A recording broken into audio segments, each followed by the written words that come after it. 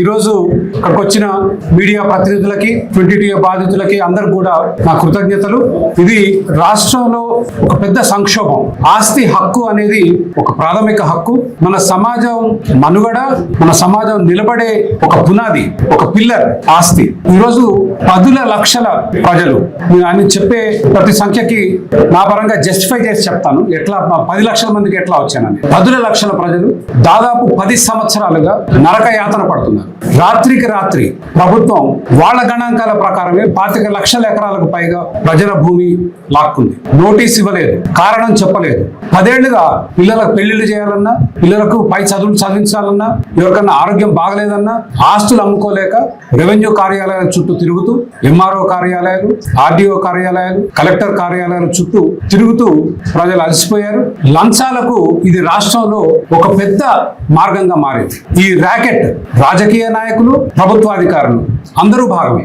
నాకు 22Aలో ఆస్తి ఉంటే లాయర్కి ఫోన్ చేస్తే నాకు ఆయన ఇచ్చిన సలహా, మన లాయర్ దగ్గరికి వెళ్తే అరే క్లయింట్ వచ్చాడే, కొంత ఆదాయం వస్తుందని సంతోషపడాల్సింది. మొట్టమొదటి చెప్పింది ఏముందండి, ఎమ్మెల్యే గారిని పోయి కలవండి అయిపోద్ది. ఇది ఆంధ్రాలో కాదు, తెలంగాణలో. ఇది 2 తెలుగు రాష్ట్రాల్లోనూ అతిపెద్ద సమస్య. ఈరోజు 1,95,00,000 ఎకరాలు 22Aలో ఉన్నాయి ప్రభుత్వ గణాంకాల ప్రకారం. ఇది రాష్ట్రంలో ఉన్న మొత్తం విస్తీర్ణంలో 60%. అంటే ఈ రాష్ట్రంలో 60% భూమి ప్రభుత్వ ఆధీనంలో ఉంది. అయితే ఈ భూమిలో వాస్తవానికి కూడా కొంత ప్రభుత్వ భూములు ఉంటాయి, అడవులు ఉంటాయి, నదులు ఉంటాయి, రోడ్లు ఉంటాయి, ప్రభుత్వ కార్యాలయాలు ఉంటాయి, ప్రభుత్వ భూములు ఉంటాయి. కానీ 60% భూమి ప్రభుత్వ ఆధీనంలో ఉంటుంది ఎక్కడన్నా.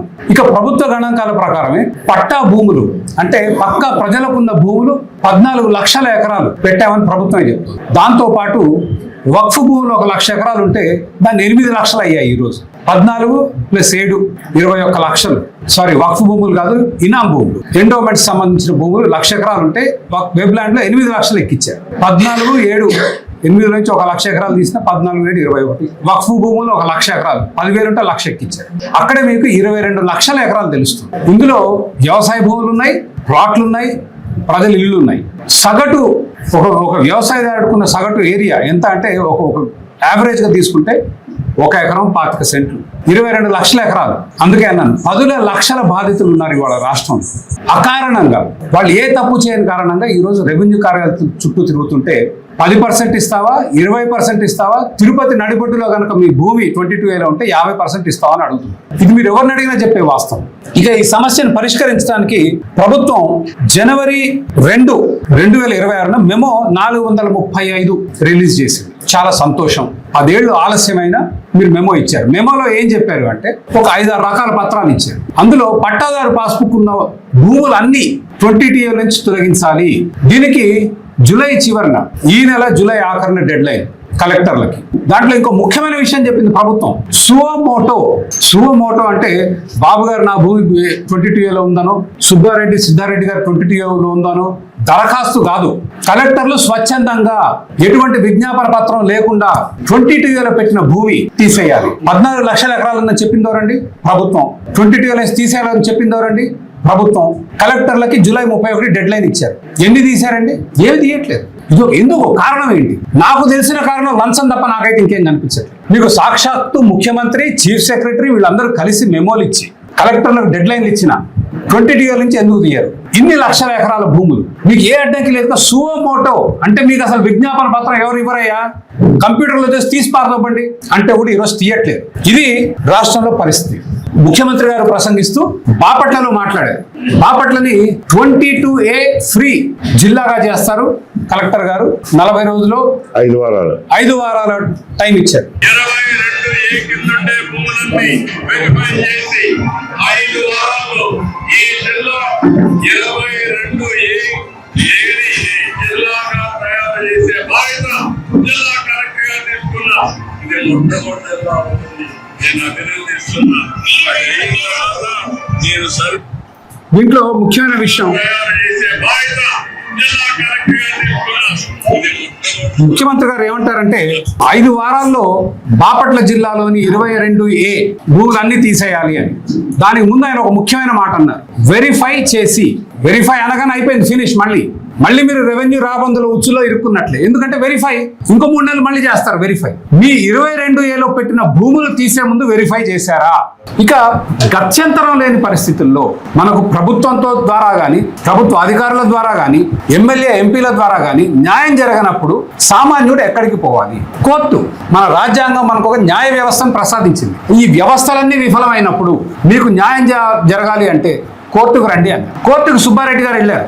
ఆయనకి లోకాయుక్తకు వెళ్తే నా పక్కన కూర్చున్నారు కాబట్టి ఆయన నేను చెప్పింది వాస్తవం కాదు కూడా చెప్పగలను. తహసీల్దార్ గారు వచ్చి ఇంత పొడుగు ఉత్తరం ఇచ్చారు. ఏమని? ఈ ఆస్తి సుబ్బారెడ్డి గారికి చెందిందే ఆస్తి, ఇది 20TAలో పెట్టడం ఏం చేసిన తప్పు, ఈ ఆస్తిని 20TAలో నుంచి తీసేయాలి. ఈ రోజు వరకు కూడా తీయలేదు. కోర్టుకు వెళ్తే ఇదే రెవెన్యూ అధికారులు వచ్చి తహసీల్దారు ఇచ్చిన ఉత్తరం, నేను ఇప్పుడు చెప్పిన ఉత్తరం ఏదైతే ఉందో ఇది ఫేక్ అంటాడు. సరే పోనీ మళ్ళీ ఒకసారి మీరు దర్యాప్తు చేసి దీని మీద చేసి విషయం చెప్పండి అంటే చెప్పరు.